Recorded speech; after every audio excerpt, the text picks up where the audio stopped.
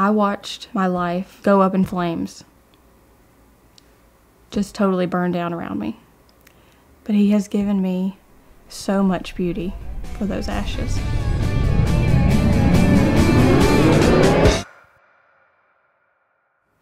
My parents were teenagers when I was born, and so we lived with my paternal grandparents until I was about 6, and we went to church together every time the doors were open, prayed before every meal and at bedtime. You know, in the public eye, we checked off all the religious boxes, but behind closed doors, we were very broken.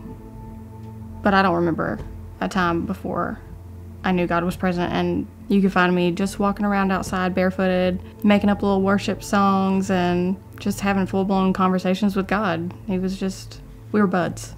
As I got older and our brokenness kind of permeated everything else in our life, it just ran over, and we couldn't keep up that facade anymore. And so my family stopped going to church when I was probably 13. I quit school at 14 to stay home and take care of my youngest brother.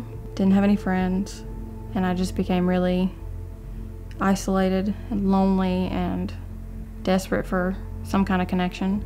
And so I ventured out and went to church basically by myself. And by the time I was 16, I had a really close relationship with the pastor. That relationship kind of turned into something else, and he was complimenting me, and there were sexual advances and things like that. Basically, I was groomed and brainwashed. It wasn't until that sin was brought to light that everything kind of fell apart. Nobody wanted to believe that this man could do something like this. I lost all of my relationships. I was quite literally exiled from the church, banned from the church. I think there was a huge part of me that just didn't understand. Like, it was just so unbelievable. These are people that I love. These are people that are supposed to love me. Like, how could you not care about me and want to love me through this? My parents' marriage had always been tumultuous. My dad had always had anger issues, but that escalated. He was very paranoid. He was having hallucinations. We found out later that he had paranoid schizophrenia.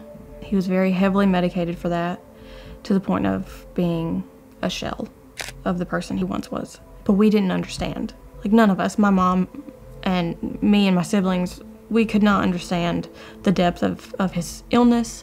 And so that was kind of the straw that broke the camel's back for my parents' marriage. And they separated, divorced. My dad moved in with his parents, and everything changed. Through all of that, I was still like, I need church. I love church. I need community, and I was always in love with music. It's genetic. Like, my entire family is musical, and I actually had an acquaintance with a Southern gospel group, and we connected, and I actually ended up traveling for a couple years. Really felt the Holy Spirit leading me to do something different, because I was kind of at a crossroads. It was like, okay, you can pursue this music thing, or you can pursue me. So what that looked like was I went to a gap year program where I met my husband, did 9 months there, and kind of experienced real, authentic community for the first time, and ended up going home, packing my things, moving down here. That was in June, and my dad passed away in September.